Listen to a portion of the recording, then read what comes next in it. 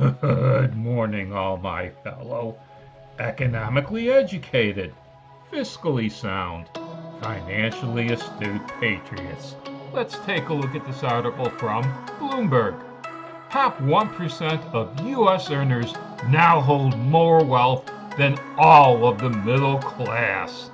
After years of declines, America's middle class now holds a smaller share of U.S. wealth than the top 1%. The middle 60%, that's a pretty large percentage of Americans, 60% of U.S. households by income, a measure economists often use as a definition of the middle class, saw their combined assets drop to 26.6% of the national wealth.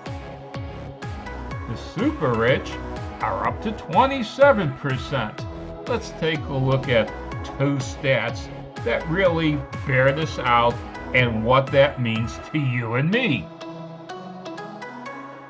As you can see, they start this chart in 1989, and there's a general decline of overall wealth for the average middle-class American, and at 1%, it keeps on going up and up and up. Here is what real wealth is all about. They show us in the second chart.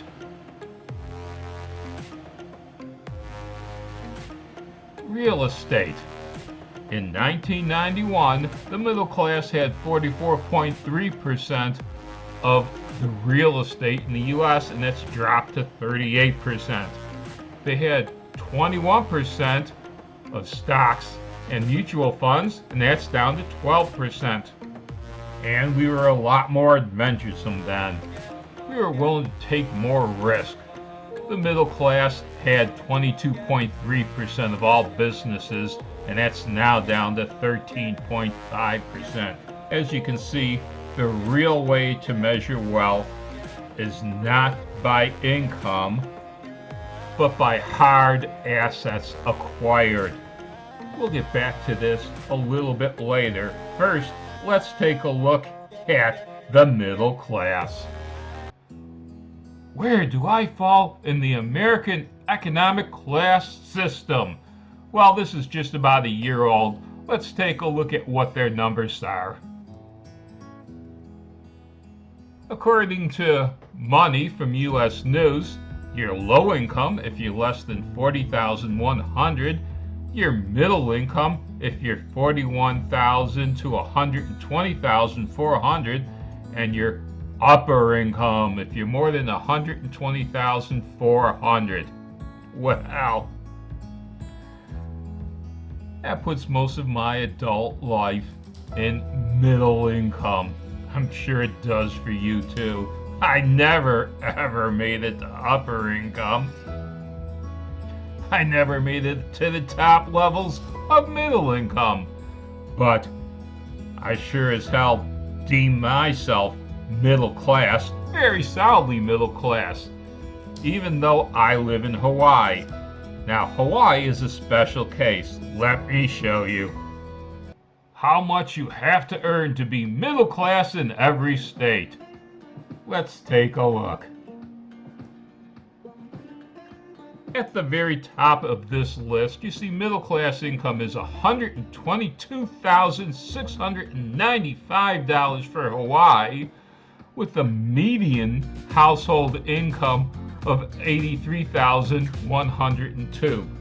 While my wife and I were working, we made median income. We never made middle class income. Now, how do I dare consider myself middle class? Let's go back to that Bloomberg report. Take a look at this chart. Real estate. I own my house. That sure as hell's middle class, isn't it?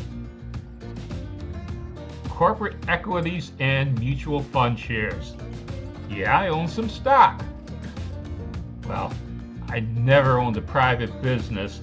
I didn't have what it takes to be an entrepreneur. I envy those who have that skill set. I do not envy them the hard work it takes to succeed and really make it through the upper middle class. I wasn't willing to put in that kind of effort to make it through to that upper middle class.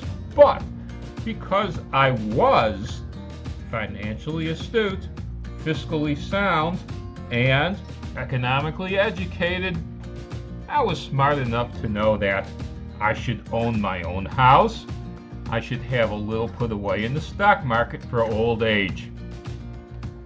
And so for my entire working life, I lived below my means. I always made sure that at the end of every paycheck, I had money left over.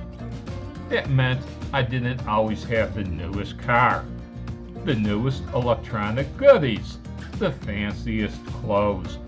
My wife and I didn't go on expensive vacations. But here I am, happy in retirement now. Like I said, I have my house, it's paid for. I have a few shares of stock, and I have some money in the bank. All because I didn't spend every single dime as it came in. Have you ever heard of Aesop's fable about the ant and the grasshopper, where the ant just kept on working throughout the entire year, and the grasshopper was fiddling along and playing and singing and wasn't doing any work? And then came the winter, which was a metaphor for old age, and the ant was happy sitting around the fireplace with a lot of food to enjoy, and the grasshopper had nothing, and he came knocking on the ant's door begging for a handout. The ant wisely didn't give the grasshopper a damn thing. On top of that, well before you get to old age, which is where I am right now, if you're living within your means and you don't have the economic stress of, will I have enough money this next payday to make all my bills? If you live below your means instead of on top of your means, well, I think you're not only going to be an ant, but once you get to that old age, you're going to be one of those happy, dancing, well-fed ants with your feet up in front of the fireplace, maybe toasting a marshmallow or two.